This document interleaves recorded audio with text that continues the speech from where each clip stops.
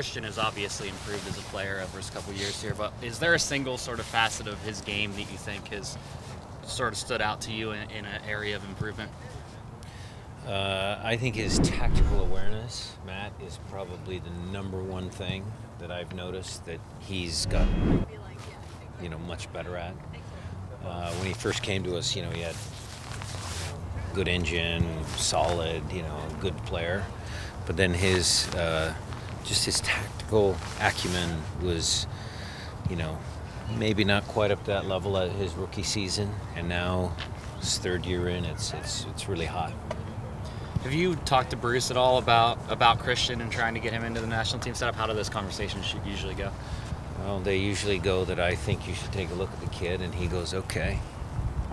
And, I'm hoping that, when the Gold Cup comes in, that he gets a chance. But, obviously, again, that's Bruce's call.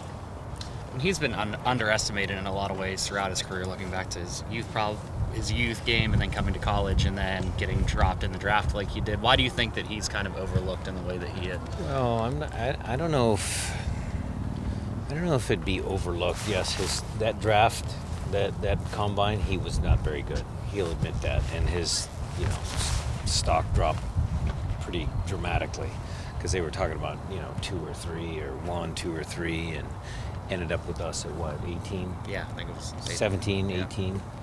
But we knew he was a better player. So I don't know if he's overlooked anymore. Maybe you could have said that, coming out of college or even his rookie year, but not anymore.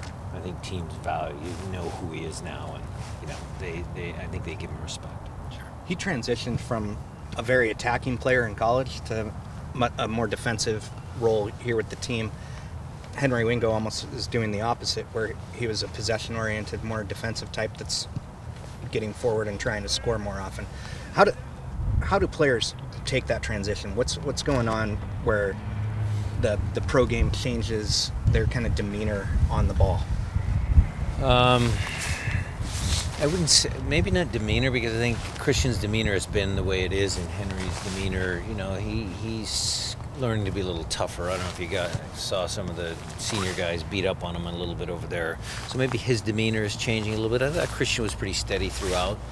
I do think that the positional change has more to do, again, back to the question from Matt, the tactical understanding of different positions coupled with that next step, that higher level of guys that you're playing against. I think that's critical for those guys to overcome.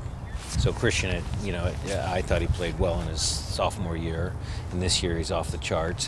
Henry still is a rookie, but he's doing okay. He's finding some minutes, and he does okay here in training. So he just got to make that next jump as well, and I got confidence that he will.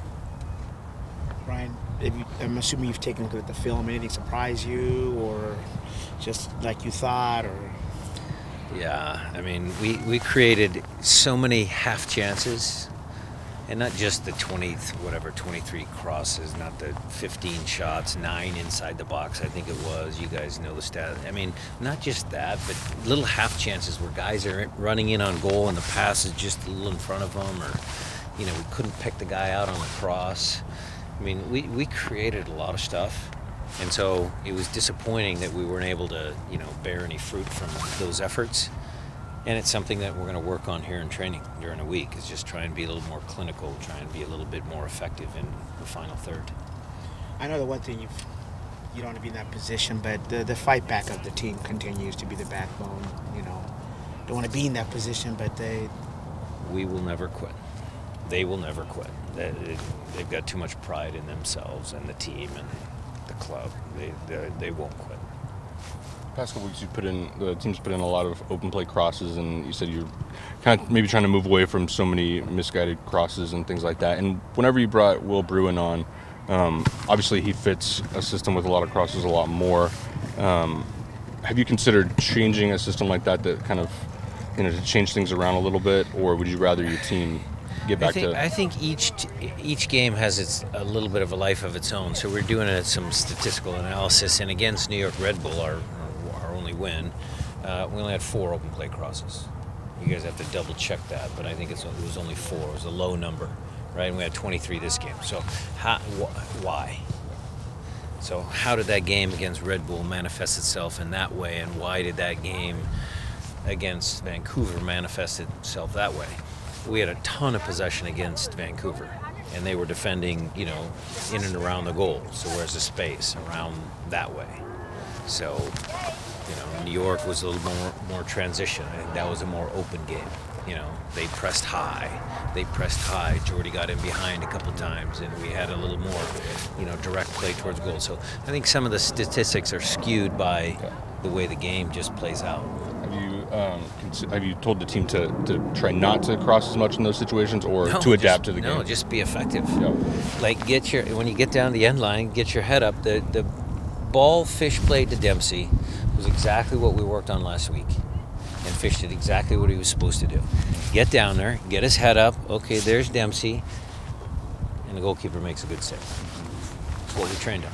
Is that why you brought Bruin in a little earlier than maybe you have been in the past? No, I felt that the game was going. He was warming up right before Freddie scored. So he was going to come on even earlier. And, I had to rethink things just a quick second before, after Freddie scored. But, he just deserved more minutes. We're trying to score goals. How do you rate how your back line has played to this point in the season? It's been okay. It's been okay. The 2 goals that Freddie scored, let's be honest, those are typical Freddie goals, credit to him. The ball that came across, I watched it 18 different ways. He floats that ball in there, and it just, it's a good soccer play. I don't mind when we take a goal if the play is outstanding. Like if we just give something away, then I'm not as happy. But, I think they've been okay. We've had a lot of turmoil kind of in the back 4. We haven't had until Brad gets back anyway, our supposed starting back 4. So still a work in progress. Brian, how important is it for other players besides the back line to put pressure on the ball? A lot. Midfield. And a lot. How does that play into it? A lot.